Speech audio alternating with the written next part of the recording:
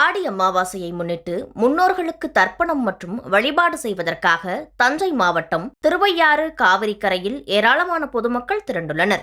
ஆனால் மக்கள் புனித நீராடி வழிபட வேண்டிய காவிரியாறு தற்போது தண்ணீரின்றி வறண்டு காணப்படுவது பக்தர்களையும் விவசாயிகளையும் கவலையில் ஆழ்த்தியுள்ளது.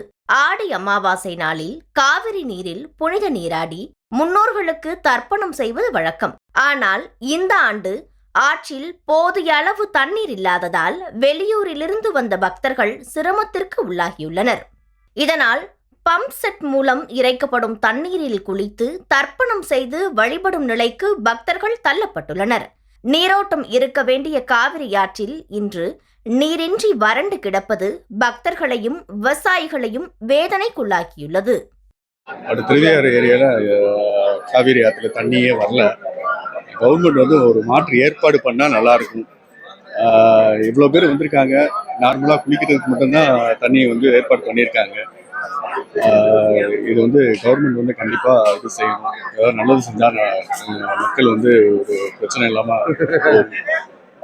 ஆனால் இவ்வளோ மக்கள் தர்ப்பணம் பண்ணுறதுக்கான நல்ல ஒரு ஏற்பாடு பண்ணியிருக்கிறது நல்ல விஷயம்தான். இப்போ கொஞ்சம் பேர் தான் குளிக்கிற மாதிரி ஏற்பாடு பண்ணியிருக்காங்க. நாங்கள் 3 மணிலேருந்து இங்கே தர்ப்பணம் பண்ணுறதுக்காக வந்திருந்தோம். கூட்டம் இந்த வருஷம் ரொம்ப கம்மியாக இருக்குது. வருஷம் வருவாங்க. ஆனால் இவ்வளோ கூட்டம் இன்னும் வர்றதுக்கு மக்கள் நல்ல ஒரு தர்ப்பணம் பண்ணுறதுக்கு நல்ல இடம் தான். ஆனால் கவர்மெண்ட் அதுக்கான ஏற்பாடு பண்ணால் நல்லாயிருக்கும்.